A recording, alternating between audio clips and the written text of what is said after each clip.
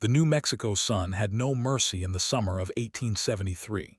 It pressed down on the desert like a hot iron on dry cloth, baking the cracked earth until it split into pale, jagged patterns that stretched in every direction.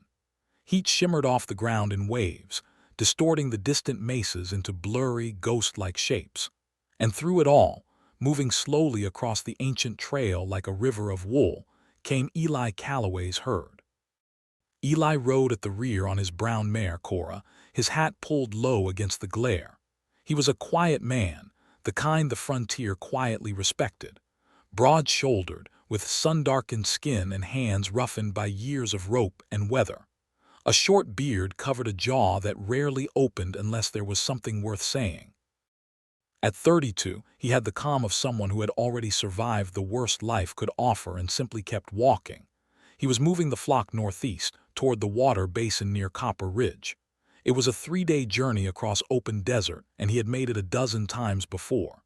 He knew every rock, every dry creek bed, every place where rattlesnakes liked to sleep in the afternoon shade. This land was not hostile to him. It was simply honest. It asked nothing of him that he could not give. His dog, Scout, ran the left flank with quiet efficiency, nudging the stragglers back into line without a single wasted movement. Scout was a gray-muzzled border collie, old but sharper than most men Eli had known. They had an understanding that needed no words.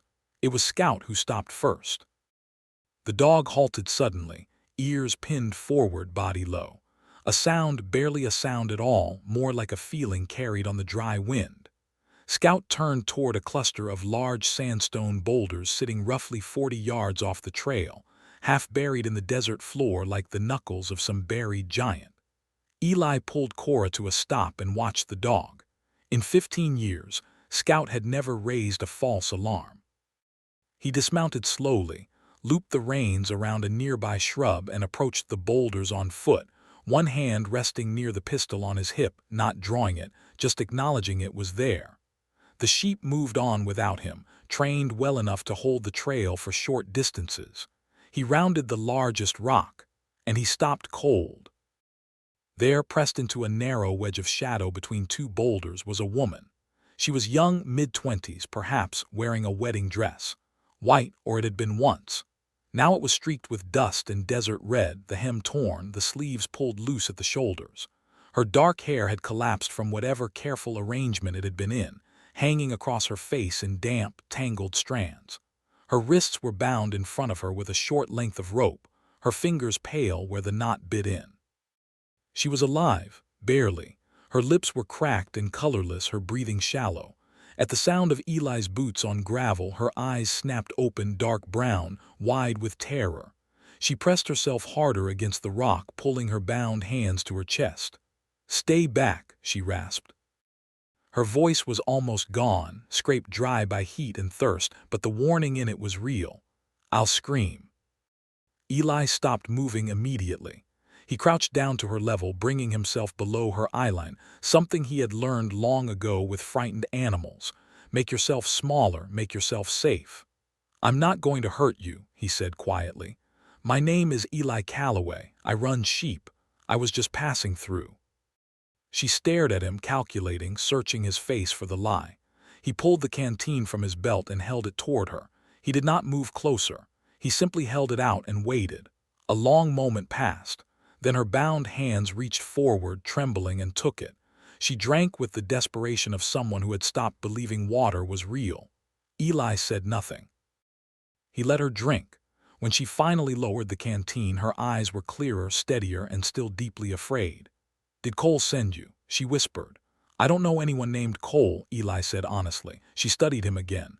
Then slowly something in her shoulders released just slightly. Not trust, not yet, but the first thin crack in the wall of terror she had built around herself. Eli took his pocket knife from his belt, opened the blade, and held it handle first toward her. "Let me cut that rope," he said. She hesitated for only a moment.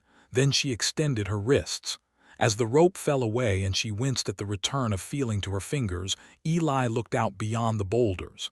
The desert was still and silent in every direction. No horses, no dust clouds, no one coming. But on the flat face of the nearest boulder, propped against the stone as deliberately as a signature, sat a single playing card. He picked it up, the ace of spades. Eli turned it over in his fingers, then looked back at the woman in the ruined wedding dress who still hadn't told him her name. "Can you stand?" he asked. She lifted her chin. Yes. She was lying, but he appreciated the effort. He helped her to her feet without comment, and together they walked slowly back toward Cora and the trail. In the distance, Scout had already circled back and was watching them both with calm, steady eyes. Eli tucked the playing card into his shirt pocket and said nothing more. But something told him, deep in the quiet instinct that had kept him alive through 15 years of open country, that whatever he had just walked into was far bigger than the desert around them. Her name was Clara Whitmore. She told him that much on the ride to Duskridge. She told him nothing else. Eli did not push. He had learned long ago that frightened people reveal themselves at their own pace, like desert flowers after rain. You could not rush them without causing damage. So he rode with her seated behind him on Cora, his flock trailing in a slow, dusty ribbon behind them, and he let the silence do its work. Duskridge appeared on the horizon as the sun began its long, brutal descent toward the western mesas. It was a frontier town in the truest sense, raw and unfinished, as though the builders had lost interest halfway through and simply decided to start living in what they had. A main street of packed dirt, a scattering of timber buildings, a water trough outside the saloon that two horses were arguing over. A hand-painted sign above the entrance to the general store read, DUSKRIDGE, population 214. Someone had crossed out the number and written 211 beneath it in darker ink. The town noticed Clara before she noticed the town. It happened in a ripple, the way news moves through a small place. A woman on the porch of the laundry house looked up and froze. A man unloading flour from a wagon let a sack slip from his hands and did not bend to pick it up. Two children who had been chasing a dog stopped running entirely. By the time Eli guided Cora down the center of the main street, the ordinary noise of the afternoon had pulled back like a tide going out, leaving only silence and staring eyes. Eli felt Clara's grip tighten on his sides. "They know you," he said quietly. "Everyone here knows me," she replied. "That's the problem." He tied Cora outside the saloon and helped Clara down. She moved stiffly, her body still punished by the desert sun, but she held her head straight and her jaw set. Whatever fear lived inside her, she had decided not to wear it on her face.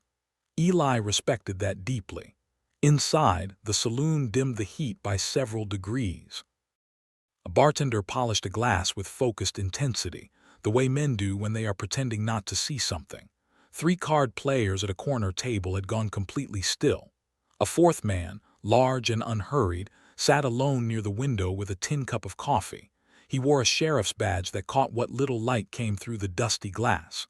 Sheriff Holt did not stand when they entered. He simply looked at Clara the way a man looks at a problem he thought he had already solved. "Miss Whitmore," he said, "you look considerably worse for the wear." "I was left in the desert bound at the wrists, Sheriff," Clara said evenly. "I imagine most people would." Holt's gaze moved to Eli, measuring, unhurried. "And who might you be?" "Eli Calloway. I run sheep through the Copper Ridge Trail. Found her behind the sandstone formation about 12 miles south." Holt nodded slowly as though Eli had confirmed something he had suspected. "Well, Mr. Calloway, you've done a fine thing bringing her in. I'll take it from here." He set his cup down and rose from his chair. "Miss Whitmore needs to be returned to her intended, for her own safety." "Her wrists were bound," Eli said, "by rope, deliberately." "Misunderstanding," Holt said smoothly. "Mr. Crane can explain it all." At the name Crane, the bartender stopped polishing the glass entirely. Eli looked at Clara. Her expression had not changed, but her eyes had something cold and certain moving behind them like water freezing. "Victor Crane," Eli said. It wasn't a question. The bartender quietly set the glass down and walked through the back door. Holt stepped closer, dropping the performance of friendliness. "Hand her over, Shepherd. This is not your business and Duskridge is not your town." "He's right," said a new voice from the saloon entrance. Eli turned. A younger man stood in the doorway, lean, fair-haired, wearing trail dust and guilt in equal measure. His eyes found Clara immediately, and in them was something complicated and dark, something that was not quite remorse but was standing very close to it. Clara went perfectly still. "Cole," she said, just the one word. But the way she said it carried the full weight of a broken thing. Her brother looked at the floor. "Clara, you shouldn't have come here." "You left me in the desert," she said quietly, "bound, alone." Cole said nothing. His silence was its own confession. The entire saloon seemed to hold its breath. Eli stood between Clara and the sheriff, between the past and whatever came next, and understood with complete clarity that walking away from this was no longer something he was willing to do. "There's evidence," Clara said suddenly, turning to Eli, ignoring both Cole and the sheriff entirely. Her voice was low and steady and urgent. "Back at those boulders where you found me." A leather satchel tucked in the deepest crack of the right-hand rock. Documents, signed in Victor Crane's own hand. She held his gaze. "If those papers reach the right people, everything he has built here falls apart." Holt moved. Eli moved faster, stepping squarely between the sheriff and Clara, his hand dropping to his pistol, not drawing but speaking a clear and unmistakable language. "I'd think carefully," Eli said. Holt stopped. His jaw tightened, but he stopped. It was in that frozen moment that the old reverend appeared, white-haired, small, moving through the saloon's back hallway with the quiet authority of a man used to walking through difficult rooms. "Come," Reverend Gates said simply, beckoning to Eli and Clara. "Both of you, the church door is open." They moved.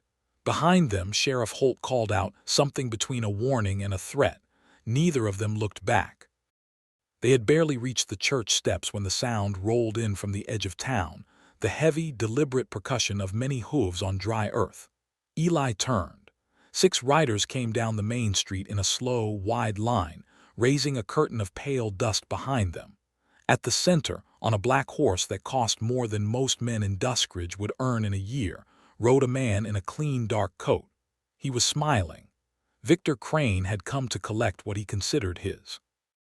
Eli made his decision in the space of a single breath. While Victor Crane and his 6 riders were still moving down the main street, while every eye in Duskridge was turned toward that slow and arrogant procession, Eli pulled Clara inside the church doorway and spoke quickly and low. "Stay here with Reverend Gates. Lock the door. Don't open it for anyone wearing a badge." Clara grabbed his arm. "Where are you going?" "Back to those boulders." Her eyes widened. "Crane's men will see you ride out." "Not if I go through the livery yard and cut behind the ridge." He had mapped the town's edges the moment they rode in old habit, the kind that kept a man alive in open country. "I know the desert, Clara. It's the one place out there I'm not afraid of."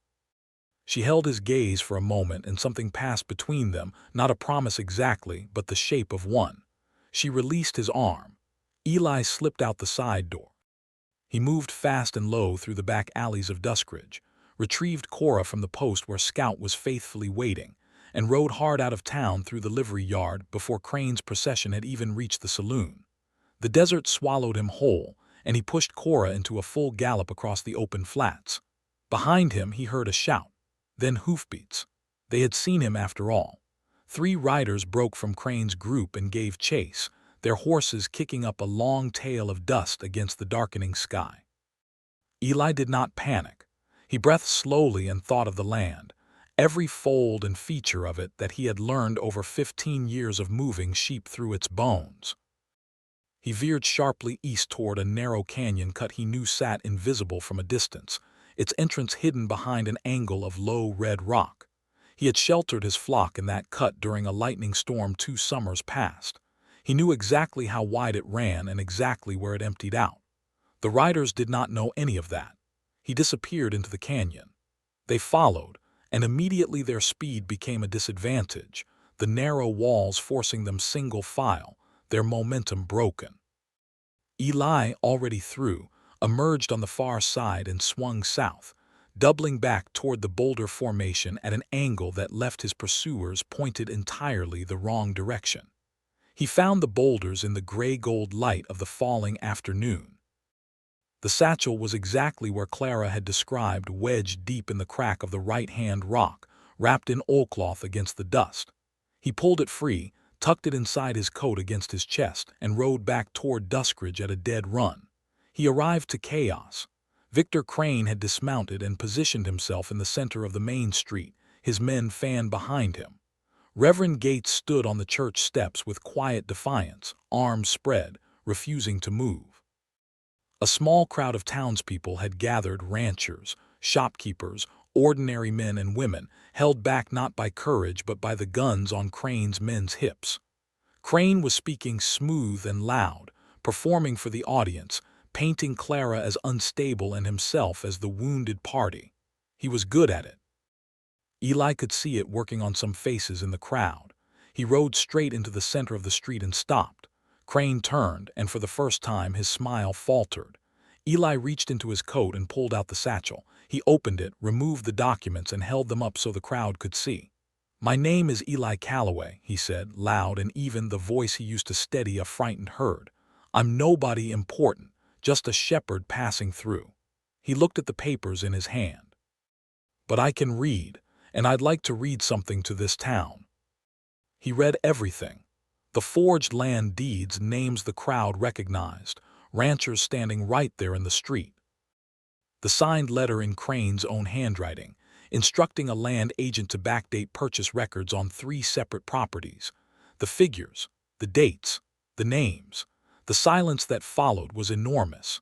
Then one rancher, a broad, weathered man named Prout, whose family land appeared on the 3rd document, stepped forward from the crowd. Then another. Then 4 more. They moved toward Crane with the slow, unstoppable weight of men who had been wronged and had finally found the proof of it. Crane's smile was completely gone now. He looked to his men and found that 2 of them had quietly lowered their weapons, unwilling to point guns at their own neighbors for a man who was finished. Sheriff Holt, who had reappeared on the saloon porch, looked at the crowd, looked at Crane, and very deliberately unpinned his badge and set it on the porch railing. He walked back inside without a word. Crane was still standing in the street, surrounded, exposed, and utterly alone, when Cole Whitmore pushed through the crowd. He walked to the center of the street and stopped beside Eli. His face was stripped of everything except what was real. "Everything he read is true," Cole said, addressing the crowd but looking at his sister, who had emerged from the church doorway. "Victor Crane promised me land and money to deliver Clara to that desert and leave her. I did it." His voice cracked and held. "I did it, and it was the worst thing I have ever done." The crowd was silent. Clara walked down the church steps slowly, crossed the street, and stopped in front of her brother. She studied him for a long time, the full weight of what he had done sitting between them in the open air. "You and I have a very long road ahead, Cole," she said finally, "but you won't walk it alone." Cole closed his eyes, and the relief and shame on his face were indistinguishable from each other. Victor Crane was taken by the ranchers to await a circuit judge, who arrived 12 days later and found the evidence more than sufficient. He did not smile again in Duskridge. As the sun finally surrendered below the mesa line and painted the desert sky in deep copper and rose, Eli stood at the edge of town with Cora at his side and Scout at his feet. His flock grazed quietly on a patch of dry grass nearby, utterly unbothered by the events of the afternoon, as sheep tend to be. Clara came and stood beside him. For a while neither of them spoke. The desert stretched out before them in the evening light, vast and quiet and honest, the same land that had nearly killed her and had carried him to her. "Why did you stop?" she asked softly. "You could have kept riding." Eli looked out at the open horizon, then at his flock, then at her. "I'm a shepherd," he said simply. "It's what I do. I don't leave the lost ones behind." Clara looked at him for a long moment. Then she looked out at the desert, not with fear this time, but with something that resembled the beginning of peace. Above them, the first stars appeared over New Mexico. The herd grazed on.